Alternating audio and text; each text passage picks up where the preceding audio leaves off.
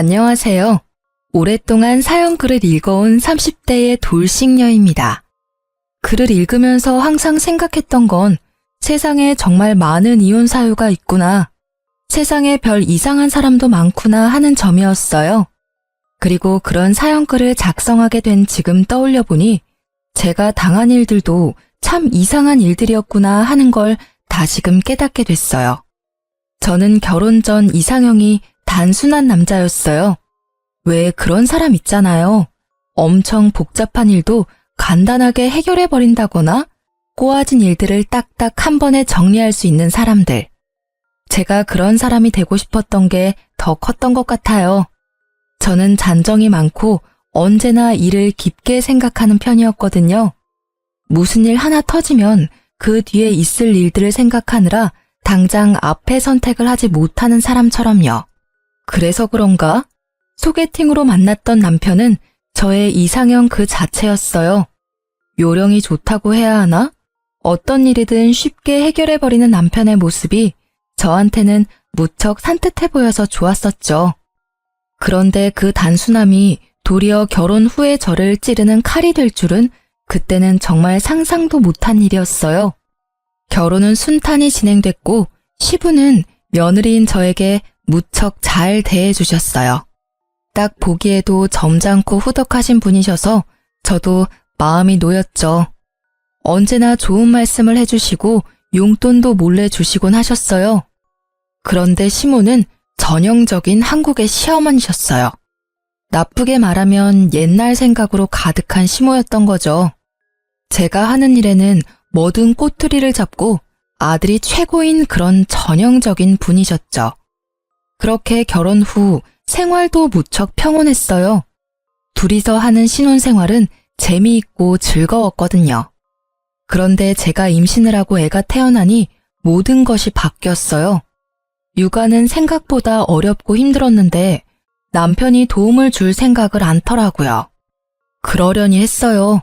혼자서 보니 그럴 수 있다고 저를 달랬던 것 같은데 그 허용치가 넘어버리는 일들이 벌어지니 저도 참을 수 없었던 거겠죠.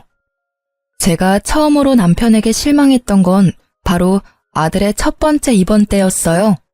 저는 당시 육아휴직 중이었고 남편은 회사원으로 열심히 9시 출근, 6시 퇴근을 지키던 직장인이었어요. 애 열이 39도까지 올라가서 너무 놀란 제가 소아과 진료를 받더니 소변 검사에서 안 좋은 결과가 나왔더라고요. 요로 감염으로 신장까지 감염이 된 것 같다며 의사는 입원을 권했어요. 결국 입원을 해야 했고 저는 입원한 애를 곁에서 돌봐야 했어요. 입원 수속을 밟는 동안 너무 놀란 가슴으로 남편에게 전화해서 입원에 필요한 물건을 좀 가져오라고 했어요. 지금 당장은 아니더라도 퇴근 후에 가져와 달라고 했더니 남편이 살짝 화를 내더라고요. 당신은 뭐 하는데 애 입원하는데 준비도 안 하고 그냥 간 거야?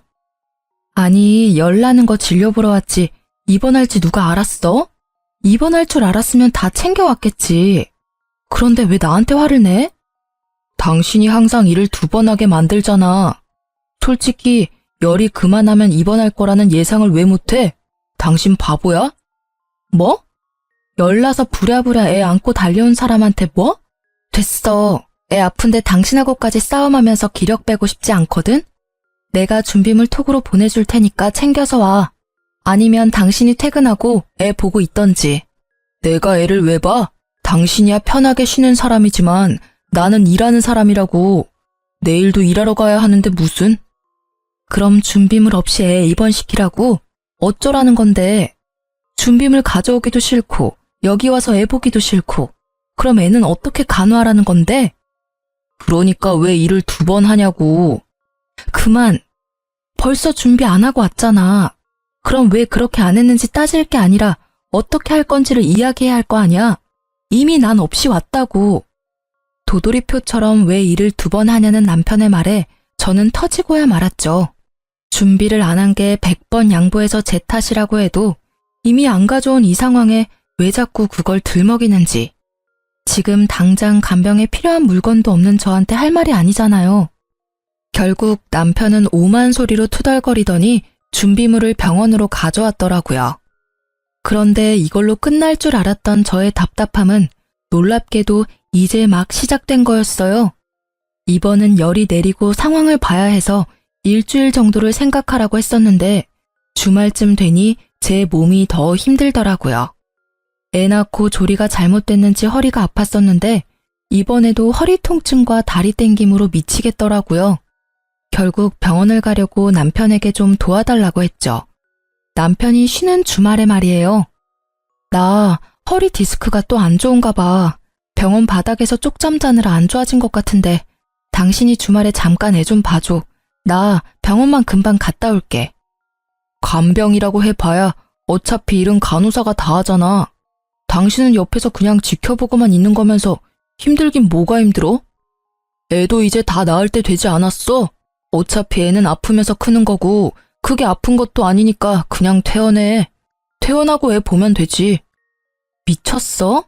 의사가 퇴원하라고 하기 전까지는 퇴원 못해. 애가 아직 열이 안정적으로 가라앉은 것도 아닌데. 당신은 애 아빠가 돼서 어떻게 그런 말을 해? 이 작은 애가 고생하는 게 눈에 안 보이니까 그냥 그저 그런 것 같지? 예. 너 네 남편한테 어떻게 그런 말을 해? 미쳤어? 얘 좀 봐. 너 하는 거 보니 얼마나 호들갑을 떨며 애를 키웠는지 알겠네. 그러잖아도 애 병원에 너무 자주 간다 싶었어. 열 어느 정도 내렸으면 집에 와서 남편 밥이나 해줘야지. 거기서 뭐가 잘났다고 애 인질로 잡아서 그딴 말이나 하고 있어? 그리고 너 애 하나 가지고 그렇게 전전긍긍할 거면 아들이나 하나 둘 더 낳을 생각을 해. 수화기 너머로 들려온 건 시모의 목소리였어요. 이 남편이라고 부르는 것도 짜증나는 놈이 시모가 있는 걸 뻔히 알면서 폰을 스피커로 틀어놨더라고요. 두 사람을 당해낼 재간이 없었던 저는 결국 고스란히 허리 통증을 가지고 일주일 입원 간병을 하고 퇴원했어요. 그 뒤로 그 허리 때문에 고생을 많이 했어요. 허리가 좀 나으려는데 이번에는 시모가 입원을 했다며 연락이 왔어요. 계단에서 내려가다가 마지막 계단에서 삐끗했는데 발목이 골절이 됐다고요. 그런데 남편이 정말 웃기게도 저한테 간병을 시키려고 하더라고요. 엄마 다치셨대. 당신이 가서 간병 좀 해. 애는 어쩌고? 나는 간병 못해. 당신 잊었나 본데 우리 엄마도 아파서 애 못 봐줘. 애 맡길 것도 없는데 무슨 간병? 애는 그럼 당신이 볼래? 제 말에 남편이 답변을 못 찾더라고요. 아님 간병 있어. 하루에 얼마더라? 한 200 줘야 할걸? 금액을 듣고 놀란 남편은 자기가 간병을 하겠다고 하더라고요. 저는 웃으며 보내줬어요. 간병 잘하라고. 그게 얼마나 힘든 일인지 잘 느껴보라고요. 역시 며칠 안 지나니 남편이 와서 말하더라고요. 나 간병이랑은 안 맞나 봐. 엄마도 내가 남자라서 목욕이나 머리 감기도 못 시켜서 힘드시고. 내가 애 볼 테니까 당신이 엄마 간병 좀 해줘. 미안한데 꼭 간병이 필요해? 어머님 다 큰 성인이시고 발목만 다쳤지 손목은 멀쩡하시잖아. 당신 그걸 말이라고 하는 거야? 무슨 며느리가 간호하겠다고 나서지는 못할 망정 간병이 꼭 필요하냐고? 제대로 걷지도 못하고 말도 못하는 애 간병도 필요 없다고 한 거 당신이야. 퇴원할 때도 안 됐는데 퇴원하러 간 것도 당신이고. 잊었어? 당신이 한 말인데? 제 말에 남편은 꿀먹은 벙어리처럼 어버버거리더라고요. 그게 어찌나 웃기던지. 결국 남편은 아무 말 못하고 시모 간병을 가더라고요. 그런데 시모가 제 군기를 잡으려 했는지 퇴원 후에 우리 집에서 몸조리를 해야겠다고 하더라고요. 저는 오시라고 했어요. 그리고 시모가 온 날 시모와 남편 앞에서 선언하듯 말했죠. 저는 애를 봐야 해서 아마 어머님 모시는 일은 이 사람이 다 할 거예요. 애가 아직 어리니까요. 넌 뭐가 그렇게 당당하니? 시어머니 모시는 일도 못하면서 무슨 며느리야 네가? 기도 안 차네? 어떻게 이렇게 남편 부려먹는 년이 집안에 들어올 수 있어? 그런데 어머님, 애를 남편이 봐줘야 제가 일을 하죠. 육아에 도움이 안 될 거면 집안일이라도 해야 하지 않을까요?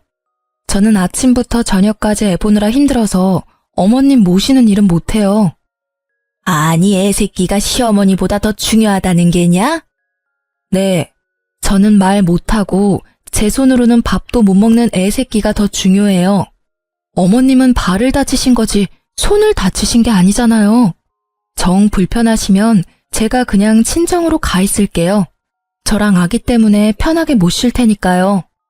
야, 너 이리 안 와? 어딜 도망치려고? 야, 당장 여기 와. 이 천하에 몹쓸 것 같으니라고 어디 어른한테 그따위 말대꾸야? 어?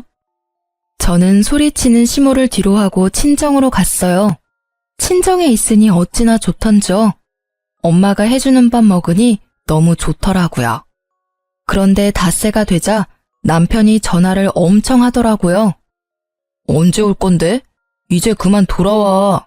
집 엉망진창이야. 엄마 있으니 정리도 안 되고 집 반찬도 없고. 나는 일도 많은데 집에 오면 엄마 때문에 편히 쉬지도 못한다고. 그게 내 탓이야? 그러게 왜 태어나고 우리 집으로 오신 거야? 내가 모신 건 아닌데. 당신이 모셨어? 어쨌든 난 어머님이 돌아가시면 친정 갈 거니까 그렇게 알고 있어. 그럼. 여보, 잠깐만. 잠깐. 그렇게 전화를 끊고 다음날 남편이 제가 원하던 소식을 가져왔더라고요. 시모가 집에 갔다고요. 그렇게 저도 집으로 돌아갔어요. 집에 가니 엉망진창이더라고요. 시모는 시모 나름대로 정리하려고 한 것 같은데 정리는 하나도 안 되어 있고 도리어 더 뒤죽박죽이었어요. 그 일이 있고 남편은 제게 미안하다고 사과했고 육아에 도움을 조금씩 주기 시작했어요. 그렇지만 마지못해 하는 느낌은 여전했어요. 그래도 좋아질 거라고 생각했어요. 그리고 시모와는 그대로 척을 지게 됐어요. 그런 시모가 제게 연락할 때는 항상 그 이야기였어요. 둘째 빨리 가져라. 너 나이도 젊지 않은데 이대로 애 없으면 영영 둘째 못 가져. 이렇게 난리를 피우는데 마음이 솔직히 내키지는 않았어요. 그래도 애는 귀엽다는 생각에 남편과 둘째를 만들려고 노력하는데도 애가 생기지 않더라고요. 그런데 제 노력과는 반대로 남편이 점점 늦게 들어오기 시작하더라고요.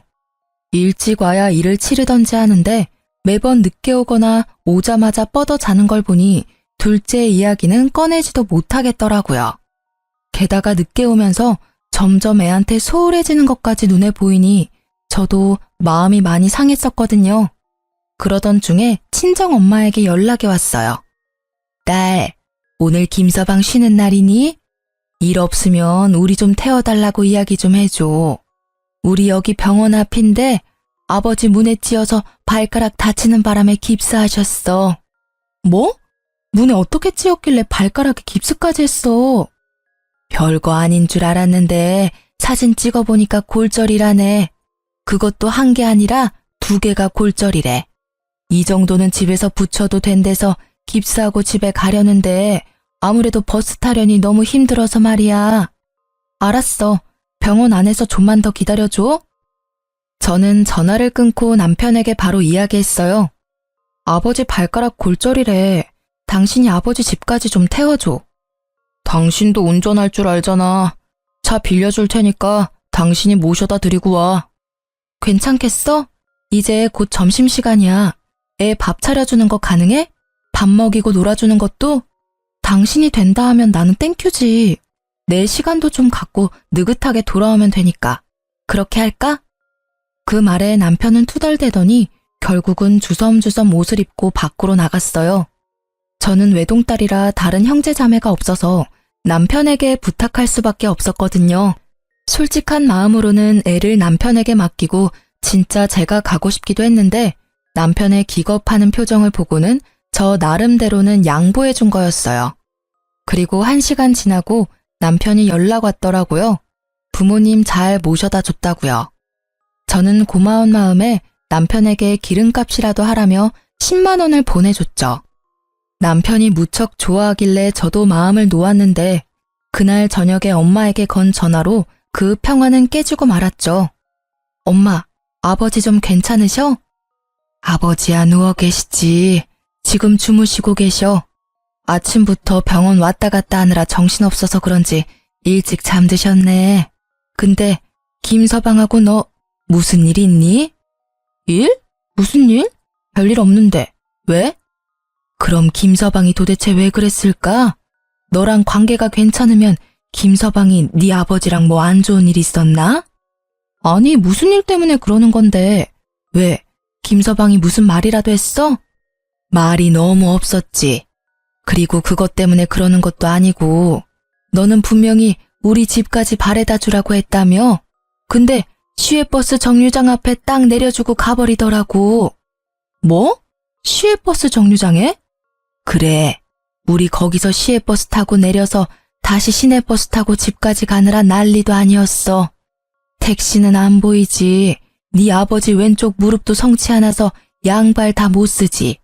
정말 깁스한 장인을 봤으면 집까지 모셔다 드리는 게 정상 아니니? 도대체 김서방은 지 장인을 뭐라고 생각하는 거야? 엄마의 이야기에 저는 당황했어요. 분명히 집까지 모셔다 드리라고 했는데 확인까지 하고 돈까지 받아갔으면서 시외버스 정류장에 내려줬다니 엄마와 아빠에게 너무 미안한 마음이 들더라고요. 네 아버지가 말하지 말랬는데 너무 괘씸해서 견딜 수가 있어야지. 나는 아픈 데도 없었는데 네 아빠 부축하고 가느라 아주 허리가 지금 부러질 것처럼 아파서 몸져 누워있어.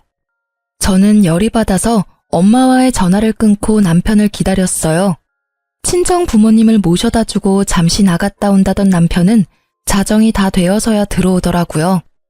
나한테 할 이야기 없어? 무슨 이야기? 나 피곤해. 할 말 있으면 내일 해.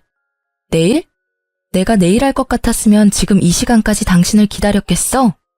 당신 오늘 우리 부모님 시외버스 터미널까지 모셔다 드리고 왔다며? 그거 정말이야? 맞아. 시외버스 터미널까지 모셔드렸어.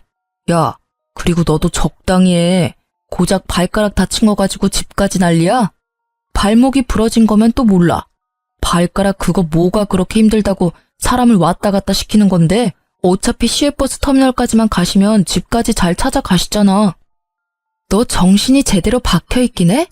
아버지 원래 무릎도 안 좋다고. 고작 발가락이었으면 내가 너한테 부탁이나 했겠어? 처갓집에 신경을 얼마나 안 썼으면 내가 매번 이야기하는데도 장인어른 무릎 아픈 걸 모를 수가 있어? 듣다 보니 열받네. 내가 그걸 알아야 되는 이유는 뭔데? 내 가족이야? 내 가족도 아닌데 왜 내가 뭘 희생해야 하는 건데? 야, 네 새끼 할아버지다. 그걸 말이라고 해? 우리 부모님은 가족도 아니야? 뚫린 입이라고 말 함부로 하지? 그리고 희생? 웃기지도 않아요. 꼴랑 친정집까지 차로 1시간 걸리는 거리 가는 게 너한테는 희생이냐? 그럼 내가 시댁 가는 것도 희생이냐? 거긴 내 가족도 아닌데 왜 내가 매번 가서 일해주는 건데? 네 말대로라면 아예 시댁하고 연 끊고 살까? 어? 그리고 꼴랑 시외버스 갔다 왔으면서 지금까지 늦은 이유는 뭔데? 꼴은 보아하니 바람은 아니겠고 도대체 요새 뭐라고 돌아다니길래 늦게 싸돌아다녀? 오늘은 원래 약속이 있던 날이었어.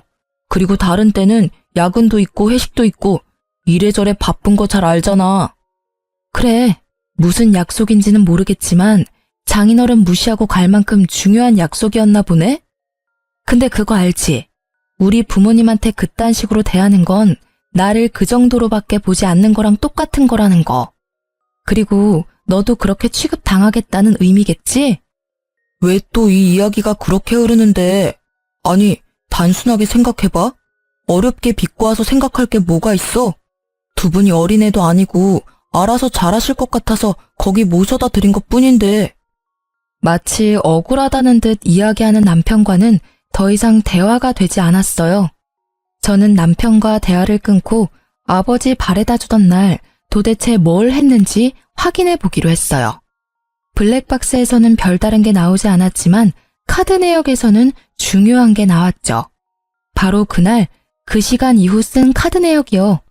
결제 내역이 있긴 하더라고요. 믿고 싶지는 않았지만 PC방이었어요. 아픈 장인어른 놔두고 간 곳이 PC방이라는 것도 열받는 일인데 그게 한두 번이 아니었더라고요. 야근 회식한다던 날에는 거의 무조건 PC방 결제 내역이 뜨더라고요. 이 정도 되면 육아를 안 하려고 의도적으로 피한 거라고 볼 수밖에 없잖아요. 저도 그래서 머리끝까지 화가 났고 책임감 없는 남편의 행태에 지쳐서 결국 이혼을 마음먹게 됐어요. 하지만 쉽게 이혼해주고 싶지는 않았어요. 그래서 제 이 더러운 기분을 그대로 돌려주려고 저 나름대로 계획을 짰어요. 이혼 이야기 꺼내기 전 저는 남편과 관련된 집안일은 모조리 안 해주기로 했어요. 빨래도 아이와 제 것만 빨고 남편 것은 빨래 바구니에 남겨두었어요. 그리고 음식도 아기 음식과 제 것만 챙기고 설거지도 제 것만 해버렸죠. 처음에는 별거 아닌 것처럼 생각한 듯 하더니 결국 일주일 정도가 지나서 입을 속옷이 하나도 없게 되고 나서야 제게 묻더라고요. 당신 요새 나한테 불만 있어? 왜 내 빨래만 쏙 빼놓고 세탁기 돌려? 당신은 집에 와서 하는 게 뭐야? 잠만 자고 나가면서 당신 빨래는 당신이 좀 알아서 해. 나는 일도 해야 하고 애도 챙겨야 해서 바빠. 당신 몸까지 챙겨줄 힘도 시간도 없으니까 본인 일은 본인이 알아서 해. 잘할 수 있지? 성인이잖아. 아니, 내가 집에서 쉬는 거면 몰라도 뻔히 일하고 오는 거 알면서 빨래까지 시키는 건 뭐 하자는 건데? 돈 버느라 바쁜 사람이거든? 한꺼번에 세탁기 돌리면 쉬울 일을 왜 일부러 내 것만 골라서 놔두냐고. 그렇게 귀찮은 짓을 왜 해? 당신이 제대로 봐주지도 않는 애기 나 혼자 보느라 똥줄 타는 건 안 보이나 봐? 너만 힘들어? 네가 돈 잘 벌어와서 내가 일을 안 하게 되더라도 네 거 챙겨줄까 말까인데 지금 육아도 집안일도 안 하고 월급은 나랑 똑같이 받으면서 나한테 그런 말 할 자격이나 있어? 나 야근하느라 힘든 거 뻔히 알잖아. 힘든 사람 도와주지도 못할 망정 이렇게 괴롭히면 어쩌자는 건데? 그리고 애 보는 게 뭐가 그렇게 힘들어? 다른 여자들은 다 잘만 보는데. 다른 여자들은 남편이 잘 도와줘서 그렇겠지. 그리고 야근 같은 소리하고 자빠졌네.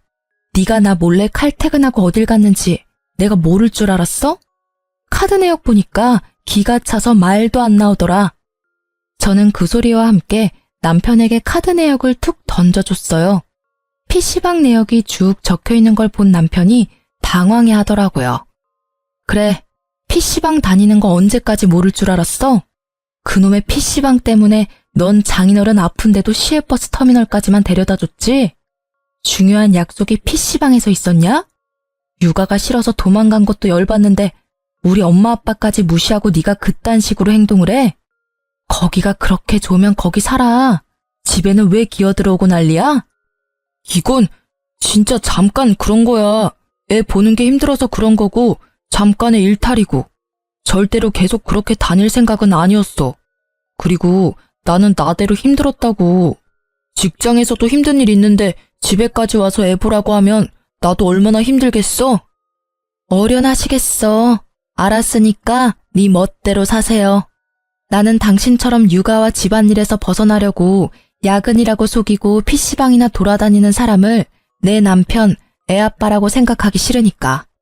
적어도 난 그런 사람 필요 없거든. 너 같은 인간하고 같이 살기 싫으니 그냥 다 그만두자. 이혼해. 이혼? 말 똑바로 해. 한 번 뱉은 말 주워 담기 힘든 거 알지? 네가 뭐가 잘했다고 이혼 운운하고 난린데? 내가 열받았는데 왜 네가 더 나대냐고. 말 한 번 잘했네 그 말. 그대로 돌려줄게. 내가 왜 화내는지 모르는 걸 보면 너도 진짜 답 없는 놈이야. 너 어차피 육아도 싫고 집안일도 다 싫다 했으니까 애는 내가 데려갈게. 친권, 양육권 너한테 다 뺏기지는 않을 거니까 그렇게 알고 있으라고. 잘 됐네. 매번 그놈의 애새끼 인질로 잡아서 도와달라고 찔찔거리더니 데리고 가면 나야 속 편하지. 나는 애 필요 없어. 그리고 나중에 필요하면 재혼해서 애 낳으면 될 일이고. 애 데리고 가. 안 말려. 한 입으로 두말하지 마. 나중에 애 돌려달라느니 뭐라느니 귀찮게 굴지 마.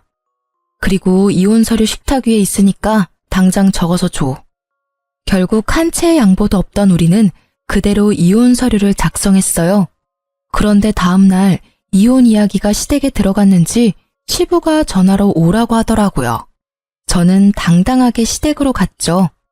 제가 잘못한 거 하나 없는데 눈치 볼 일 없잖아요. 들어갔더니 시모는 아주 표독한 얼굴로 저를 쳐다보고 항상 온화하던 시부도 잔뜩 찌푸린 얼굴로 절 기다리고 있더라고요. 너희 이혼하기로 했다고? 대체 무슨 일이 있었길래 결혼한 지 얼마 되지도 않았는데 이혼 이야기가 나와?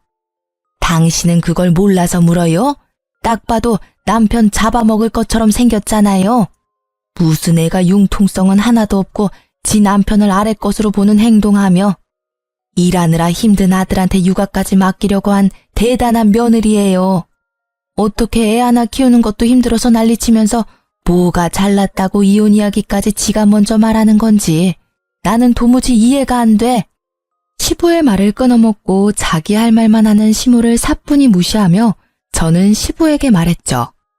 아버님, 저도 참을 만큼 참았고 이런 이야기 말씀 안 드리려고 했는데 다들 이 상황을 오해하고 있으니 정확한 것만 말씀드릴게요.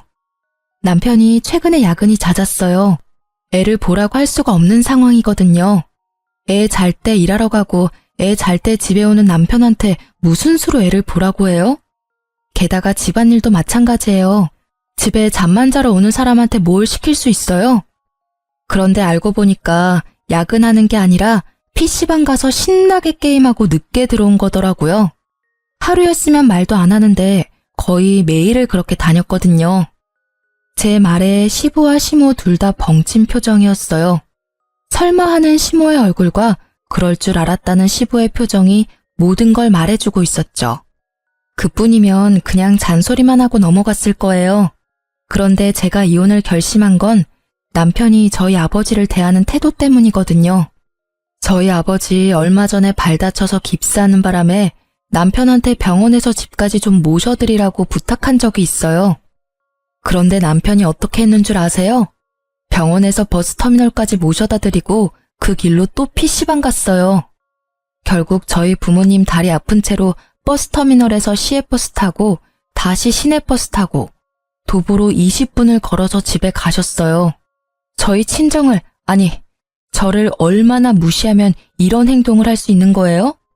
멀쩡한 사람 데려다 달라 한 것도 아니고 아픈 사람 모셔다 드리라는데 그 시간도 아까워서 시외버스 터미널 앞에 모시는 게 그게 사위가 맞긴 해요.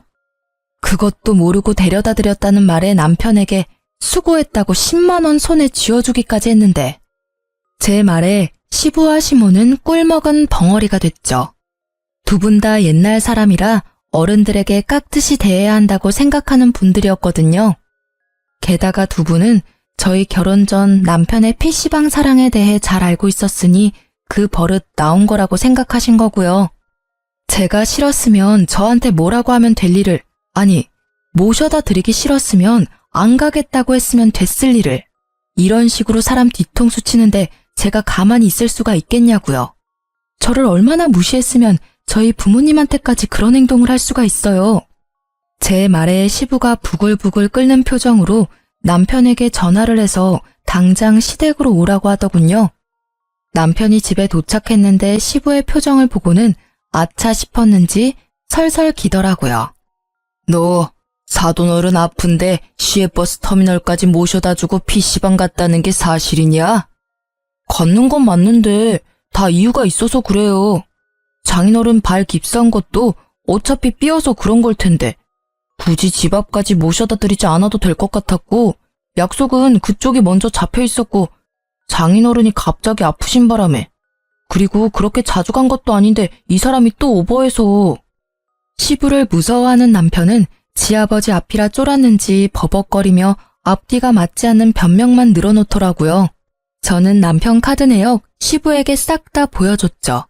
날짜를 일일이 확인하던 시부가 끼고 있던 안경을 벗고는 남편에게 소리를 버럭 지르더라고요. 너 이놈의 새끼, 아직도 그 버릇을 못 고쳤어?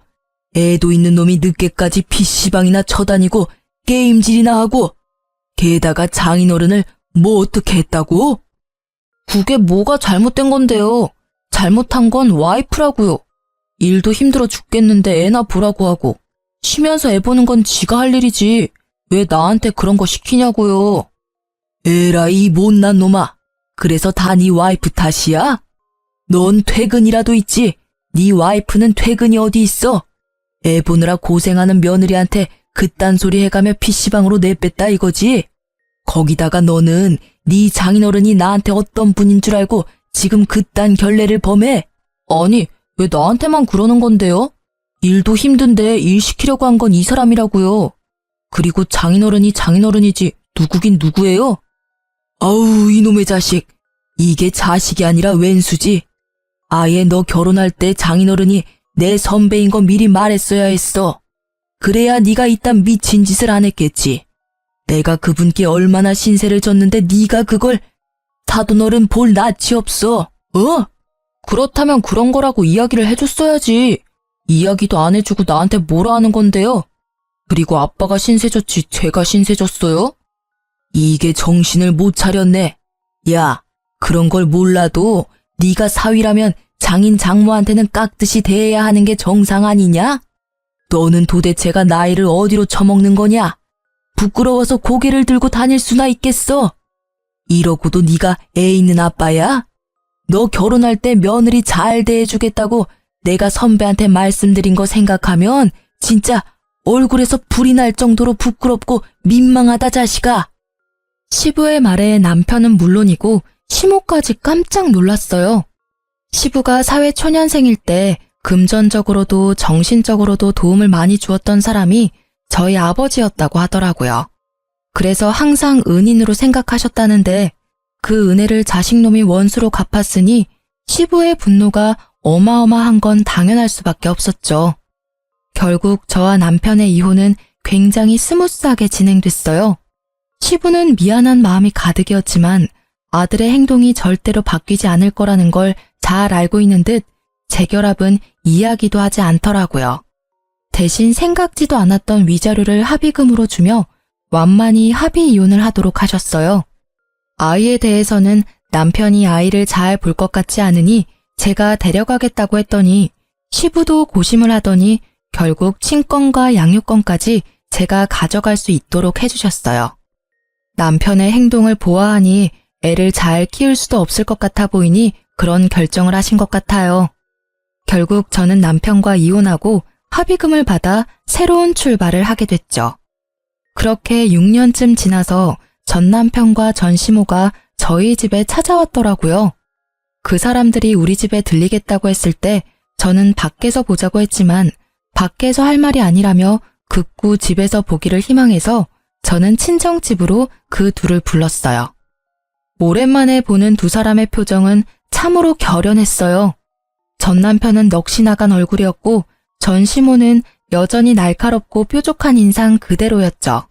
무슨 말을 하려고 온 건지는 몰라도 자세가 아주 적극적이더라고요. 무슨 일로 보자고 하셨어요? 우리 손주 다시 돌려받으려고 왔어. 친권하고 양육권 다 우리 쪽으로 넘겨줄래? 그 말에 저는 물론이고 아버지와 어머니까지 어이없는 표정을 지었어요. 지금껏 잘 크고 있는 애를 왜 갑자기 달라고 하는 건지 이해가 되지 않더라고요. 죄송하지만 애 친권, 양육권 다 필요 없다고 한 건 전 남편 쪽이에요. 그리고 PC방이나 다니고 육아가 싫어서 도망치던 전 남편이 제대로 된 아빠가 될 거라는 생각도 안 들고요. 그런 아빠한테 한창 손이 가는 애를 맡기는 엄마가 세상 천지에 어디 있겠어요? 나 PC방 끊었어. 그리고 본가에서 다니고 있어서 꼬박꼬박 시간 잘 지켜서 퇴근하고. 어차피 애가 초등학교 들어갈 때 됐으니까 당신도 힘들 거고. 양육권 우리한테 주면 양육비는 없는 걸로 할게. PC방 끊었다니 잘 됐네. 근데 그건 이유가 아니잖아. 애를 데려가려는 이유를 말해봐. 그때는 그렇게 싫다고 하더니 왜 갑자기? 그리고 그때는 애 필요하면 재혼해서 애 낳으면 된다고 하지 않았어? 애가 필요하면 재혼을 해. 여기 와서 애 달라 하지 말고. 제 말에 말을 꺼내지 못한 건 남편이었고 시모는 얼굴이 확 구겨지더라고요. 수술한 게 복원이 제대로 안 된대. 그래서 애를 못 가져. 응? 무슨 수술? 수술해서 애가 안 생긴다고?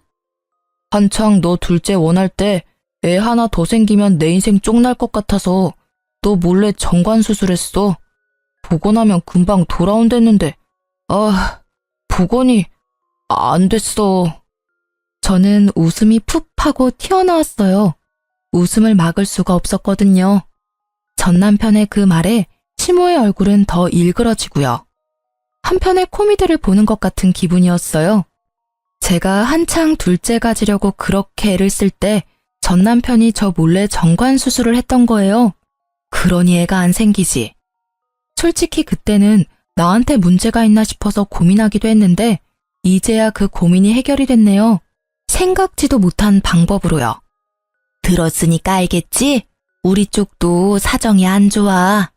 아들이라고 하나 있는 게 고자가 됐으니 재혼을 하면 뭐하니?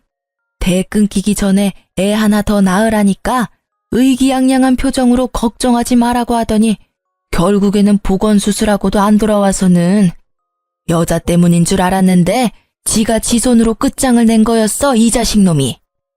나라고 알았겠어. 병원에서는 돌아올 가능성이 높다고 말했었다고. 근데 그 수술도 자녀 있고 배우자 허락이 있어야 해줄 수 있는 걸로 아는데 어떻게 하게 된 거야? 그건 여직원한테 부탁해서 와이프라고 하고 데리고 가서 허락받은 척했지. 나는 진짜 억울해. 넌 더 이상 말하지 마. 그러니까 이런 상황이니까 제발 우리 손주 돌려주면 안 되겠니? 넌 아직 앞길도 창창하고 새로운 사람 만나려면 애가 없는 편이 좋지 않겠어? 귀찮은 건 우리 쪽에서 떠맡아 줄 테니까. 귀찮지 않고요. 애를 그런 식으로 생각하는 사람한테 보내는 것도 너무 무섭네요. 이혼 후에도 애 한 번 보러 오지도 않은 사람이에요. 애는 아빠가 자기를 싫어한다고 생각하고 있고요. 물론 틀린 말은 아니죠. 한 달에 한 번 있는 면접 교섭권도 쓰지 않는 남편이 애를 좋아할 리가 없잖아요. 그런데 대를 이으려고 애를 데려가겠다? 너무 본인들 멋대로 생각하시는 거 아니에요? 애가 아빠를 싫어하는 건 다 네가 애 세뇌시켜서 그런 거겠지. 네가 애 아빠를 싫어하는데 어떻게 애가 아빠를 좋아해? 아빠랑 둘이서 살아보면 애도 아빠 좋아하게 될 거야. 그런 무책임한 말씀은 어떻게 그렇게 당당하게 하세요? 제가 듣다 하도 어이가 없어서 한마디 하는데 애를 위해서라도 친권 양육권 포기하세요. 아니, 그쪽 아드님이 고자가 된 걸 몰랐으면 우리 손주한테 눈길도 안 줬을 사람들이 이젠 눈알이 획 뒤집혀서는 내 귀중한 손주를 데려간다고요? 뻔뻔하기도 하지. 아니 막말로 당신 아들이 고자 된 게 우리 탓이에요? 본인이 필요 없어서 상의도 없이 잘라낸 거 왜 여기 와서 화풀이 하는 거냐고요? 보다 못한 친정어머니의 일침에 시모의 표정이 점점 안 좋아지더라고요. 전 남편의 표정도 당연히 좋지 않았죠. 우리가 이렇게 강경하게 반대할 줄은 몰랐나 봐요. 그 사람들의 오산이었죠. 저는 재혼 생각이 없었고 애가 더 중요했거든요. 엄마, 그만해. 애 듣겠어. 잘 들으셨죠? 저희 집은 아이를 그쪽에 줄 생각은 추호도 없어요. 그러니까 괜히 여기서 열내고 힘 빼지 말고 병원을 다시 알아보시는 게 어때요? 그리고 다시 여기 찾아오시거나 우리 앞에 나타나면 아버님한테 전화드릴 거예요. 이혼할 때 친권 양육권 저한테 주도록 허락해 주신 게 아버님이신 건 알고 있죠? 결국 시부를 들먹이자 시모와 전 남편은 어쩔 수 없다고 생각했는지 저희 친정집에서 나갔어요. 하지만 그 뒤에 친권을 다시 되돌리려는 소송을 하려고 한 것 같더라고요. 하지만 아들과 떨어져 있는 6년간 한 번도 아이를 만나러 간 적도 없고 양육비도 제대로 입금하지 않았다는 사실 때문에 스스로도 걸렸는지 결국 포기한 듯 하더라고요. 그런데 그 후에 친정엄마가 들은 소식에 의하면 재혼했던 여자하고도 헤어졌다고 하더라고요. 알고 보니 전 남편이 정관수술 복원이 안 된 건지 모르던 시모가 재혼녀를 그렇게 혼냈대요. 애도 못 가지는 여자 필요 없다고. 여자 쪽이 문제인 것처럼 엄청 몰아갔는데 막상 껍질 까보니 문제가 전 남편에게 있었다는 걸 알게 돼서 재혼녀가 엄청난 분노를 시댁에 퍼붓고는 이혼했다고 하더라고요. 그 이혼이 고부 갈등에 초점이 맞춰져서는 결국 재혼녀에게도 위자료 엄청 줘야 했다고 하더라고요. 그 이야기를 듣고 나니 참 사람 바뀌지 않는다는 생각이 들더라고요. 시모도 시모지만 전 남편도 참 전 남편답다는 생각도 들고요. 그렇게 쉽게 요령 있게 뭐든 하더니 결국 피임도 쉽게 생각해서 불임 수술을 하더니 결국은 부작용으로 완전 불임이 되어버렸으니까요. 결혼 전 제 이상형이 단순한 남자였다면 지금은 가정적인 사람으로 바뀌었어요. 이런 사건, 사고들이 저의 눈을 뜨게 만들었다고 할까요? 너무 단순한 남자도 참 구제불능이라는 생각이 들었거든요. 육아가 싫어서 정관 수술을 할 생각 정도는 할 수는 있다고 저도 이해는 해요. 그렇지만 피임을 잘할 생각을 해야지 어떻게 와이프 몰래 불임 수술을 할 생각을 하는 건지. 단순하게 생각하려다가 자기 발목 잡은 것밖에 안 되는 거죠. 가지고 있는 걸 너무 맹신하다가 믿는 도끼에 발등 찍힌 것과도 같고요. 저는 육아 싫어하는 전 남편 덕분에 지금은 육아의 달인이 되었어요. 애 하나로 그런 말 하기 쉽지 않지만 정말로 모든 걸 제가 하다 보니 너무 익숙해지고 손에 익어버린 거죠. 솔직히 일을 하면서 애를 보는 게 힘들었지만 친정가족들의 도움이 없었다면 저도 정말 힘들었을지도 몰라요. 이 글을 쓰면서도 육아를 함께 해준 친정 식구를 생각하면 참 고맙고 미안한 마음이 들기도 해요. 그래서 더 보답해드리고 싶고 그래요. 애가 싫다면서도 자기 사정에 의해 애를 필요로 하는 전 남편을 보니 있을 때 잘하라는 말이 저절로 떠오르더라고요. 인생사 참 자기 마음대로 안 된다는 걸 단순한 그 남자가 이 이혼을 계기로 잘 깨달았으면 해요. 쓰다 보니 엄청 길어졌네요. 이렇게 긴 글을 시간 내서 읽어주신 분들 모두 감사드려요. 읽으면서 어떤 감정이셨을지는 모르겠지만 저는 제 이혼 글을 쓰면서 웃음이 나왔어요. 당시에는 아프고 힘들었는데 지금은 그때 저를 보며 잘했다. 그때의 남편을 보며 웃기다. 그런 생각을 해요. 이혼의 아픔을 겪고 있는 분들에게 지금은 힘들지라도 언젠가는 웃으며 그 이야기를 할 때가 올 수도 있어요. 웃지는 못해도 그땐 그랬지 하고 대수롭지 않게 이야기할 수도 있죠. 아니면 저처럼 익명의 힘을 빌려 글을 쓰게 될지도 모르죠. 제가 드리고 싶은 말은 항상 힘들지만은 않아요. 그러니까 우리 모두 힘내봐요.